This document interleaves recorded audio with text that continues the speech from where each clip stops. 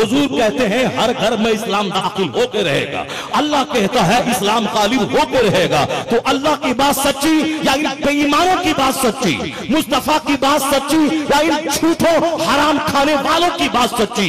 इसलिए कभी परवाह मत करना टेलीविजन को डिबेट देखकर या किसी हीरो को देखकर या किसी दुनियादार डॉक्टर को सुनकर या किसी हरामखोर नेता को सुनकर कभी मत नर्वस होना कि मेरा मुस्तकबिल खतरे में है, मेरा इस्लाम खतरे में है, मैं खतरे में हूं। नहीं, अल्लाह का तो वादा है कि वला तहनु वला तहज़नु व अंतुमुल आलौना इन कुंतुम मोमिनीन। अगर तुम मोमिन है तो कामयाब तू ही होगा, कामयाबी का ताज तेरे सर बांधा जाएगा। अगर मुसीबत आई है तो मेरी बदअमली की वजह से, और जिस दिन तौबा करके तू नेक अमल बन जा, जन्नत वहां मिलेगी, हुकूमत यहाँ मिलेगी। जो हमेशा नमाज पढ़ता है वो नमाज के इंतजार में मरता है, वो हालत नमाज में मरता है, वो मस्जिद में मरता है, वो वजू करते हुए मरता है। और जो जवानी में सिगरेट गुटखा और खूब तंबाकू खाए, नमाज न पढ़े और साहब जवानी का टाइम बर्बाद करे, वो लैट्रिन रूम में मरता है, वो पेशाब करते हुए मरता है, वो बिस्तर पे पखाना करते हुए मरता है। जो झूठ बोला वो आखिर वक्त में कलमा उसकी जबान पे नहीं चढ़ता है, बल्कि वह झूठ बोलते हुए मरता है। एक बुढ़ा हमारे इलाके में था, हालत ईमान में मरा है तो अल्लाह ताला जन्नत उसके गुनाहों को माफ करे, लेकिन सारी जिंदगी वो कचहरी दौड़ता था केस लड़ने के लिए। इस जमीन का केस, उस जमीन का केस, वहां का केस, ये क्या नहीं, केस ही लड़ता रहता था, रोजाना कचहरी जाता था। वो बीमार पड़ा, एक उनका दूसरा पार्टी था, वो देखने के लिए उसको आया, चलो ये केस लड़ता रहा, कम से कम मरने का टाइम आया है, चलो इनसे मुलाकात कर लें, अब तो मर ही जाएगा, देखना नसीब नहीं होगा, चलो देख लेते हैं, उनका अमल उसके साथ रहे, मगर मैं जाके देख लेता हूँ। वो देखने गया, देखा, सलाम क्या, खैरियत पूछी, उसके बाद वो मरने वाला बुढ़ा क्या बोलता है कि सब कुछ तो हुआ, सबसे केस लड़ा, आपसे केस नहीं लड़े, आपसे केस लड़ने का मन कर रहा है। मरते वक्त भी केस लड़ने की बात कर रहा है। ये नहीं कि जो कुछ हुआ मुझसे गलती हुई माफ कर दीजिए, और जो कुछ भी हुआ सबसे माफी मैं मांगता हूं, सब मुझको माफ कर दें, जवानी दीवानी होती है, मैंने गलती कर दी, मुझको माफ कीजिए। नहीं, बल्कि जिस गिलासत में जिंदगी भर डूबा रहा, मरते वक्त भी उसको वही केस, कोर्ट और कचहरी झूठ का अड्डा है, वकील झूठ का पलंडा तैयार करता है। सबको मालूम है, एक तरफ दारोगा, एक तरफ वकील। जो वकील सच बोले समझ जाए कि वो अपने वक्त का वली होगा वो, और कोई वकील सच नहीं बोलता, झूठ की कमाई ही खाता है। इल्ला माशाअल्लाह, दारोगा 24 घंटे गाली ही बक के खाना खाता है, वो सबको गाली देता है। जो ज्यादा गाली बके वह बड़ा दारोगा कहलाता है, जो कम गाली बके वो छोटा दारोगा कहलाता है। वह गाली सारी जिंदगी बकता है, और वो चाहे कि मरते वक्त कलमा जारी हो जाए, मरते वक्त कुरान की आयतें जारी हो जाएं, कैसे होगा? सारी जिंदगी झूठ बोला है, इसलिए दारोगा मरते वक्त भी झूठ बोलते हुए दुनिया से चला जाता है। प्रैक्टिस करो ताकि मेरी मौत हालत रोजा में आ जाए, मेरी मौत हालत नमाज में आ जाए, मेरी मौत हालत सजदा में आ जाए, मेरी मौत कुरान पाक की तिलावत करते हुए आ जाए, मेरी मौत जब आए तो जबान पे कलमा और दुरूद जारी हो जाए। ये वो उसके साथ ये मामला होता है जो सारी जिंदगी मस्जिद को याद रखता है, फजर पढ़ के कारोबार करने आता है, दिल मस्जिद में लटका हुआ रहता है, और फिर जोहर पढ़ के कारोबार में आता है और न दिल मस्जिद में लटका हुआ है, असर की नमाज पढ़ने जाना, असर पढ़ के फिर बाजार में आता है और दिल मस्जिद में लटका हुआ है कि मुझे मगरिब पढ़ने फिर मस्जिद में जाना। क़ल्बुहु मुअल्लक़ुन बिल मसाजिद, जिसका दिल मस्जिद से लटका हुआ हो, हाथ है कान में लगा हुआ, मगर दिल में फिक्र है कि 4:30 बजे आजान होगी, 4:45 बजे जमात होगी, मुझे 4:30 बजे काम छोड़ के मस्जिद जाना है, और फिर अजान 6:17 में मगरिब की अजान होती है, मुझे 6:17 में काम छोड़ के वुजू करके मस्जिद में बैठना है। दिल मस्जिद में जिसका लटका हुआ हो, हुजूर फरमाते हैं कयामत का वो खतरनाक दिन, जिस दिन आसमान का सूरज सवानेज़े पे आके जमीन तांबे की बनकर लोग पसीने में शराबोर रहेंगे, न घर का साया न पहाड़ का साया, कोई पहाड़ नहीं रहेगा, कोई घर नहीं रहेगा। ये कोई मजाक और किस्सा कहानी अफसाना नहीं है, ये वह फैक्ट है जो बुखारी की हदीस में है, ये वह फैक्ट है जो कुरान करीम में है। जिस दिन आसमान का सूरज ढह जाएगा, जिस दिन सूरज और चांद मिला दिए जाएंगे, जिस दिन समंदर में आग लगा दी जाएगी, जिस दिन समंदर के पानी को बहा दिया जाएगा, वैसा समाउन फतरत वैसा कवाकिबुन तसरत वैसा शम्सु कुव्वरत, यानी ये सारी सूरतों में क़यामत का जिक्र है। वैसल बिहार फुज्जरत वैसल बिहार सुज्जरत, जिस दिन समंदर के पानी को बहा दिया जाएगा और उस पानी में आग लगा दी जाएगी।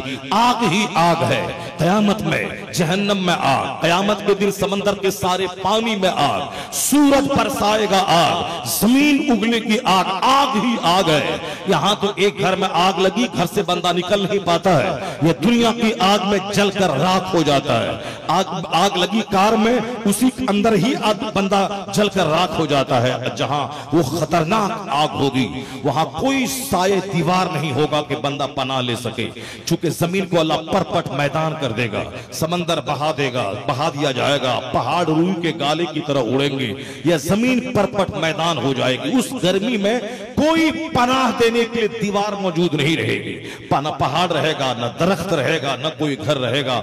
हुजूर फरमाते हैं उस खतरनाक गर्मी में सिर्फ एक साया होगा, वह साया होगा अल्लाह के अर्श का साया होगा, और अल्लाह के अर्श के साये में जिन खुश नसीबों को जगह मिलेगी ताकि उस साये में रह के सुस्ता सके, उस कयामत खेज गर्मी से वह बच सके, थोड़ी सी राहत की सांस ले सके।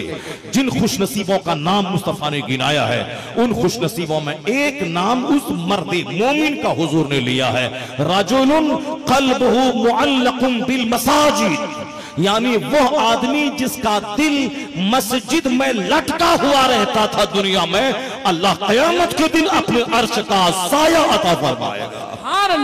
रजुलुन क़ल्बुहु मुअल्लकुन बिल मसाजिद, यानी वह शख्स जिसका दिल मस्जिद में लटका हुआ रहता, काम है घर में कर रहा मगर दिल मस्जिद में लटका हुआ, जोहर पढ़ने जाना, असर पढ़ने जाना, मगरिब पढ़ने जाना, इशा पढ़ने जाना, फजर पढ़ने जाना, इशा पढ़ के सोता है मगर दिमाग में है कि 4 बजे भोर में उठना है, फजर पढ़ने मस्जिद जाना है। तो जिसके दिल में मस्जिद हो वो अर्श की गर्मी, क़यामत के दिन अर्श का साया अल्लाह उसको अता करेगा। सारे लोग जल भुन रहे होंगे, वो अल्लाह के अर्श के साये में दुनिया के खरबों एसी से ज्यादा ठंडी हवा वो महसूस कर रहा होगा। इसे उस हवा को पाने के लिए दुनिया में अपने दिल को चौक पे लटका के मत रखना कि जल्दी से 4 बजे के चौक पे चले जाए, वहां पान की दुकान पे बैठ के हर गुजरने वाली औरतों को देखकर आंख सेकाई करते रहे, आंख सेकते रहे और देखते रहे और दिल की ख्वाहिश पूरी करते रहे। जवान तो जवान 70 साल के बुढ़े भी जिसकी कमर नहीं उठ रही है, जो जिना कर नहीं पाएगा, गुनाह कर नहीं पाएगा, मगर आंख को बेलगाम छोड़ दिया है, कम से कम आंख की ही प्यास बुझ जाए, आंख से ही दूसरी औरतों को देख लिया जाए ताकि प्यास बुझ जाए। ये वो जिसकी जवानी के दिन खराब है, जिनका बचपन खराब है, जिन्होंने जवानी में सिनेमा में औरतों को देखा, सिनेमा के पोस्टर को गौर से देखा, जिन्होंने जवानी के दिन में सिनेमा हॉल में 2-2 शो एक दिन में देखा, 3-3 घंटे का 6-6 घंटे का शो देखा है, ये 70 साल के बुढ़ापे में भी आंख को रोक नहीं पाएगा। 90 साल के बुढ़ापे में बिस्तर के मर्ग पर भी ये आंख को रोक नहीं पाएगा। हदीस में आया है, मम्मला ऐनहु मिनल हराम मरा अल्लाहु ऐनहु यौमल क़यामत मिनन नार, जिसने अपनी आंख को हराम चीजों को देख देख के भर लिया, अल्लाह क़यामत के दिन उसकी आंख को आग से भर देगा। इसलिए निगाहें आवारा मत रखें, दुनिया वालों को मत देखें कि सारे काफिर शराबी हैं। अल्लाह रब्बुल इज्जत के नजदीक अल्लाह का कुछ नहीं बिगाड़ेंगे दुनिया के सारे काफिर। वो सारे मसले पे गौर करना छोड़ दे कि हिंदुस्तान में चुन चुन के एक दबंग को मारा जा रहा है, आने वाला मेरा मुस्तकबिल क्या होगा।